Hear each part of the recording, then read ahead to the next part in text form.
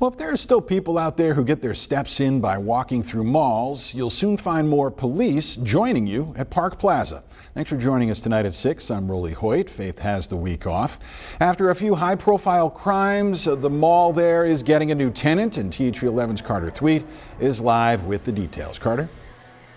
Well, Rolly, what you're going to see is an increased law enforcement presence. We're here on the north side of the second floor at Park Plaza. You see some of the businesses and the signs around me, but it's this nondescript gray room right here that's going to be transformed into a workspace and a mini station for officers from across the city. This is part of an ongoing relationship with the City of Little Rock and law enforcement that we have been working on for quite some time. Teresa Poe serves as general manager at Park Plaza in Midtown. Tuesday night, that ongoing relationship led to city board members, including Kathy Webb, voting yes on a new office space for cops within the mall. It's kind of at a crossroads of two of our police divisions, and so it's a great location. That will allow police to be closer to residents, not only at Park Plaza but throughout the Midtown area. In the resolution board members approved Tuesday, the first thing they mentioned was an effort to reduce the crime rate after a couple of high-profile incidents at Park Plaza, including a Black Friday shooting and a January attempted robbery turned murder. Webb says that's certainly a priority. Anytime there's a tragedy, city leaders, we mourn the tragedy, but we also want to know, what can we do differently? So the hope is that this won't just be a convenient location for cops to work or relax, but also a benefit to residents, providing more of a police presence along with other new developments like reserved parking spots specifically for law enforcement. We have off-duty presence here already, and that's ongoing. And this was just another piece to add to this and provide that service for Little Rock.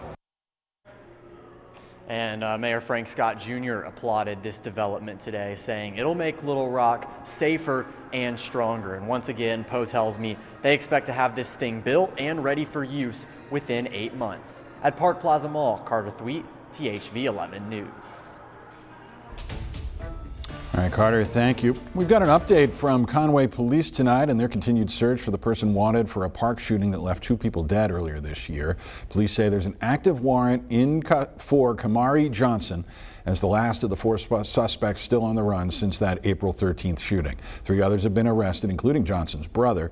The reward for information leading to his arrest has gone up now to $15,000. THV 11 has learned the U.S. Marshals have taken over finding him for Conway Police. Johnson is wanted on 2 counts of capital murder, 9 counts of attempted murder, and 1 count of terrorism. The chaos all unfolded during an unauthorized party. Police said people fired at least 6 different weapons and sprayed at least 100 rounds of ammunition that night. Anyone with details on Johnson's whereabouts are encouraged to contact their local police. Meanwhile, North Little Rock School District warning young people of serious consequences if they take part in what may seem like a night of mischief. People caught out on Senior Roll Night will face criminal charges. It's a tradition held each year just before school starts, where incoming seniors go out and roll the houses of incoming juniors with toilet paper. In recent years, there have been family complaints about serious damage to property. The school district is teaming with police to catch anyone taking part and saying they'll be subject to being cited criminally for their actions.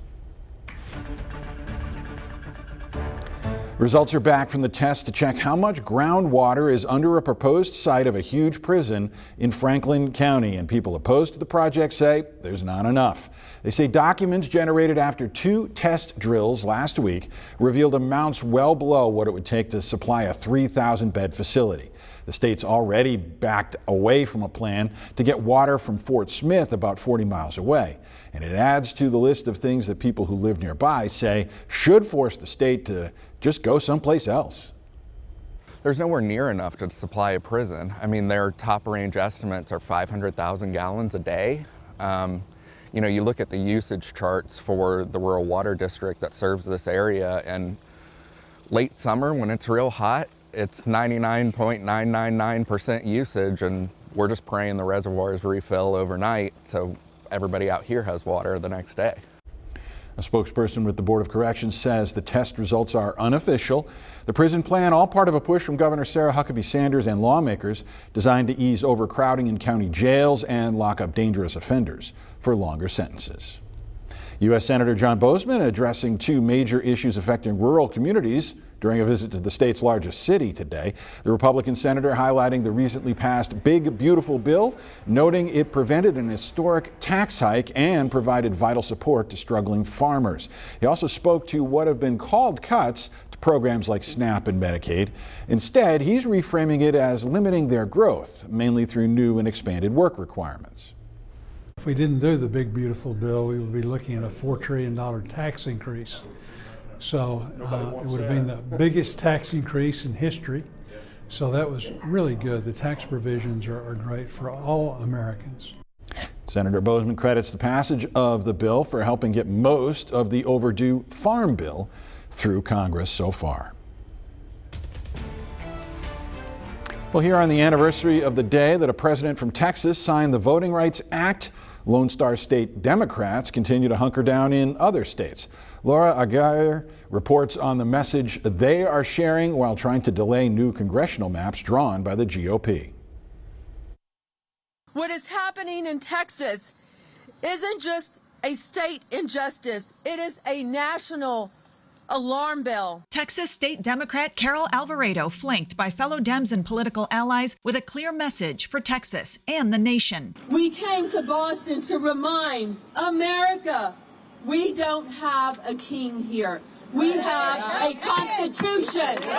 The departure of Texas State Democrats Sunday left the chamber without a quorum to push a highly controversial GOP redistricting map forward in special session. The proposed Texas map would precisely redraw 5 districts, making them more favorable for Republicans. It has to be done the right way. But again, the law also allows them to do it. And sometimes you're in the majority and sometimes you're not. After Texas, it will be your state. After your state, it'll be this entire country.